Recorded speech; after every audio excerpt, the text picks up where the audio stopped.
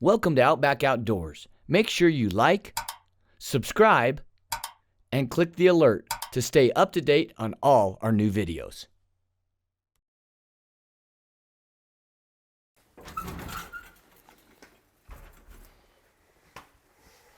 I'm not shooting though, right?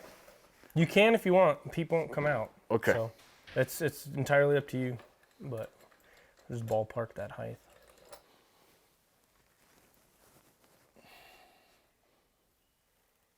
A little tall. Mm-hmm. You're probably about 5 3/4. To shoot?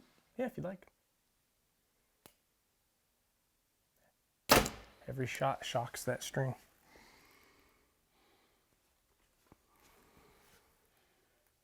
Some micro adjustment. I'm not moving it far.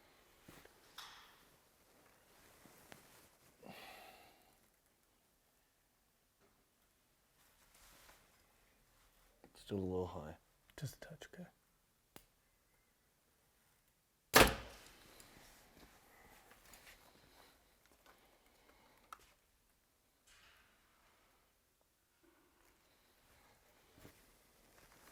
So then we'll just ballpark this. If it's reasonably close, then we'll call it good. Put that nose button on.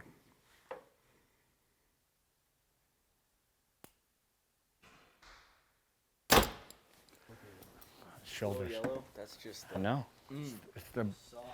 It's the cat's meow, man. So what this button's going to basically do is give you another anchor point. So just like the Peep, I have the nose button tied on. It's very firm, okay? It's not going to shoot off the string. But we are still going to be able to make those micro adjustments. Now, what I do on this, especially when I have the ability of a fluorescent colored string, is I make a mark below and above with a black marker. And you can. Because I've seen them slip. Yep. And now I'm trying to get to my anchor point and it's wrong. Yep. So what I like to do myself is I always leave the upper portion of the tag end, so to speak. Okay, so it's a nail knot. What I'm going to do is I'm going to have a tag end on both ends of the knot. Okay, I'm going to cut the tag end off near the spikes of the nose button. Okay, I'm going to burn those down. I leave the upper section, the section towards the Peep Sight, I leave that long. I like to leave this long because what I can do is I can do essentially a little whip finish towards the top. Okay, and what a whip finish is the same knot as your center serving. It's actually the knot that finishes every bit of serving on your entire bowstring. Okay. Okay, so that essentially will allow me to really lock this down and know that it's not going to drift up. Okay. Nor is it going to drift down. Everything's going to be locked together because I've got basically two separate knots working against each other, kind of like a D-loop. Yeah, perfect. So we're going to leave this long. That way I can do that whip finish here in a second. I am going to, since we have your Peep Sight roughly ballparked, I am going to throw, I would say a half a twist into this string To bring to that straighten back. that Peep Sight Gotcha. up. Yep.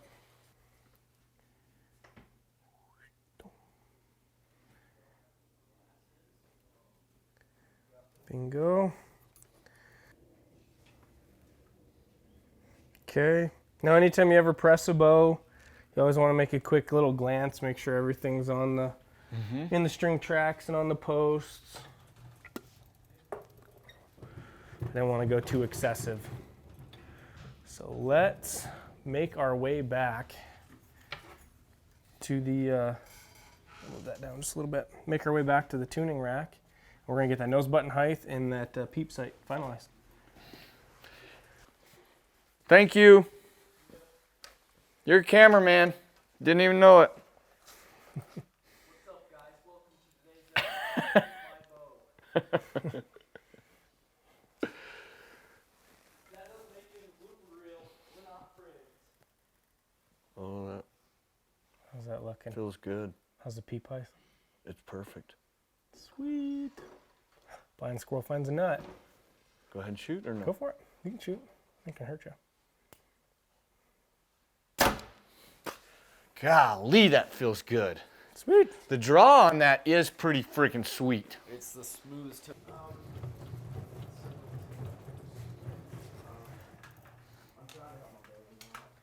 All right. So I'm going to do that whip finish here real quick. So 1, 2, 3,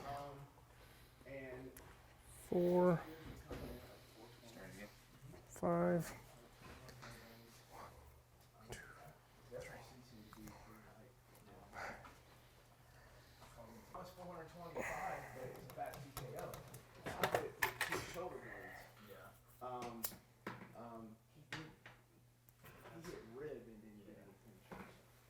Bingo. Now, will you end up tying that peep in, finalize that peep, or is it? In order for you to be able to slightly manipulate it as you find that medium, I'd rather just leave it tied around. The way I like to tie these peeps in is you're going to have basically a series of half hitches up and down each leg to really lock it down.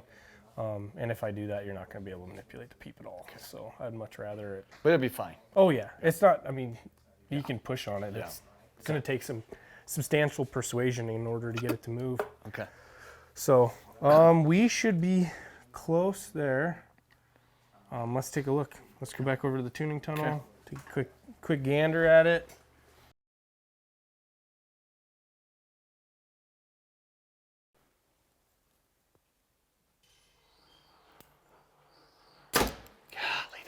Good. Like where your peep is. Yeah, that's.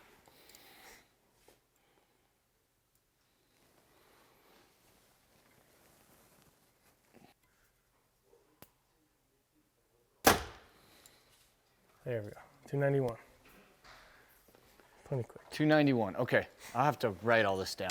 Yep. So I don't forget. I can do that too. I can do that too. So that's pretty good. Yeah. Look at that sticky note right here. So let's take some quick measurements. Okay. On that draw board for your archer's advantage. So what we're looking at now. So right now we're looking at draw length. Dead on 27. Okay. Stops look good. So when the stops are, they look good. Okay. Just want to make sure I'm not pulling. We're literally right at 27. Right at 27, 26 and 7/8. Yep, that's pretty solid. 69 and a half, or 69.05. Okay. Okay. So I'm going to make sure that's locked. Good. So we're going to start writing these down.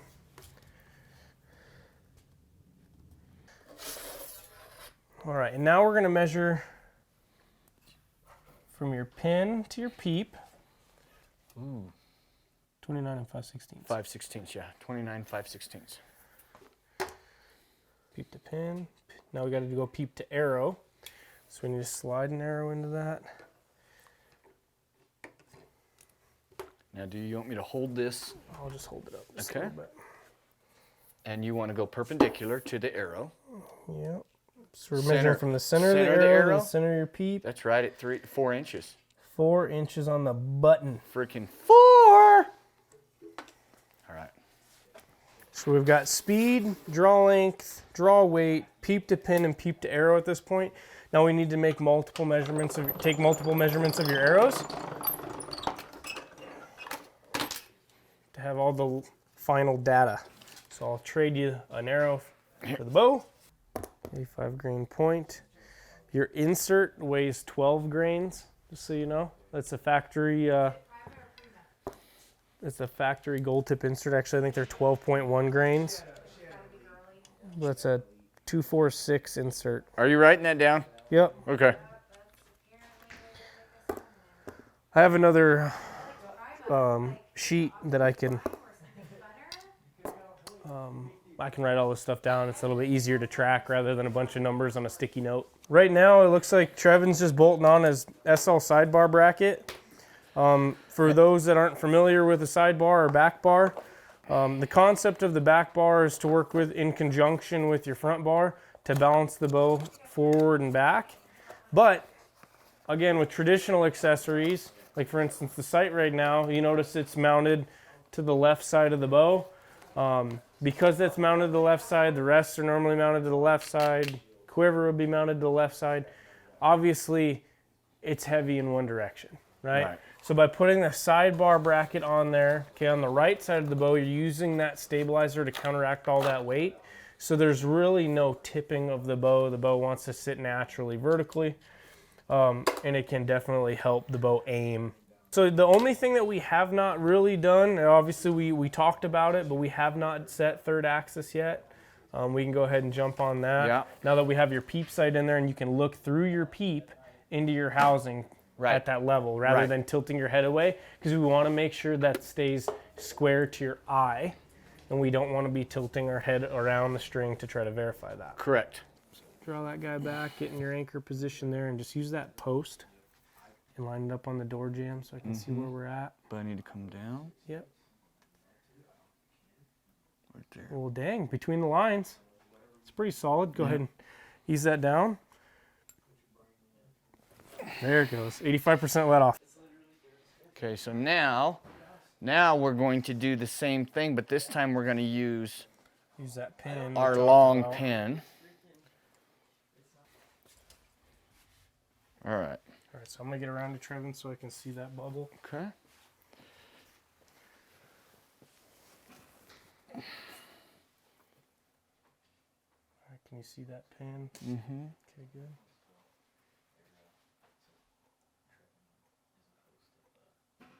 Yep, favoring that left side. Okay. So what I'm going to do on the third axis bracket here is I want to swing this housing in towards the riser, okay, kind of towards the right. And then you'll tighten down the other side. Yep. They work off of compression, so they work against each other. So we're just going to give it a little tweak. There we go. Okay. Let's try this again. Ready? Yep.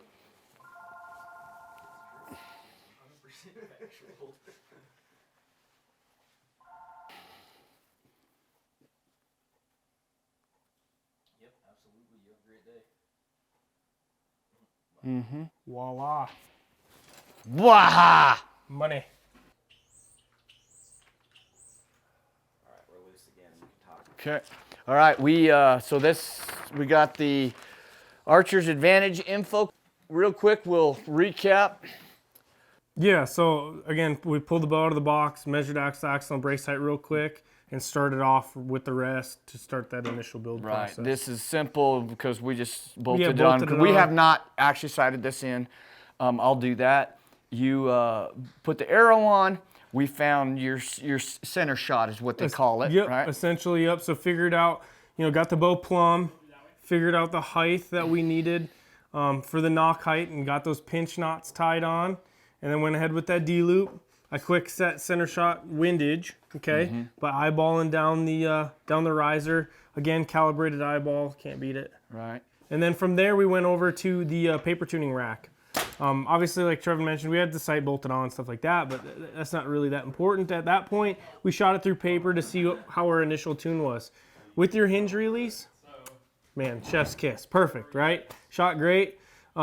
With your index finger release or your trigger release, I know you mentioned you shoot it with your middle finger there, so you can try to help use your back tension with that. Some guys prefer to do it that way. A little bit of a tear, but it really wasn't bad. Right. Little knock right, could have been tuned out, no problem, either utilizing the rest or we mentioned earlier using the shims that Hoyt provides dealers.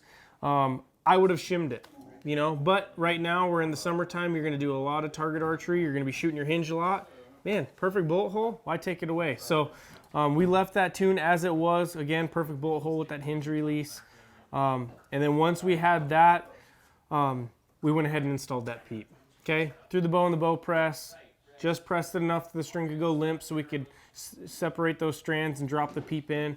And again, we tied around the peep at this point, not above and below. We tied around so that peep doesn't become a projectile when you shoot, does not shoot out of the string, but it is in there firm enough that it would take some substantial persuasion to move that up or down, but you can make those micro adjustments as you sight that And what bow I'll in. do when I get back to the office and I actually start shooting this thing in, I am going to put a dot above and below just so if I see there's any movement, I can at least get it back to home. Yep. Same probably with the nose button. Now we have all our info. Now I can simply go put the info into my Archer's Advantage under my ideal, build a new bow, so to speak. Yep. I've got all my info, and then I can print my sight tape. Yeah, easy And then peasy. it's just a matter of, since I am shooting the single pin, finding my 20, finding my 40, whatever it is to start, and that'll be once I'm hitting there, then that's where I'll go off of everything else.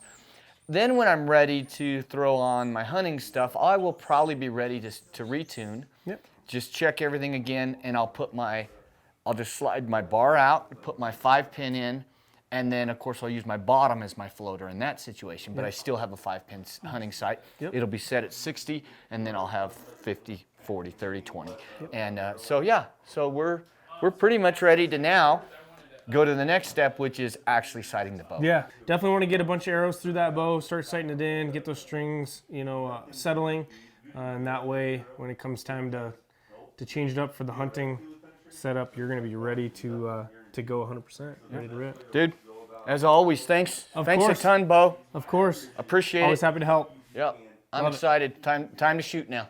Heck yeah. Thanks for watching Outback Outdoors. We encourage you to comment below, and as always, like, subscribe, and click the alert to stay up to date on all our new videos.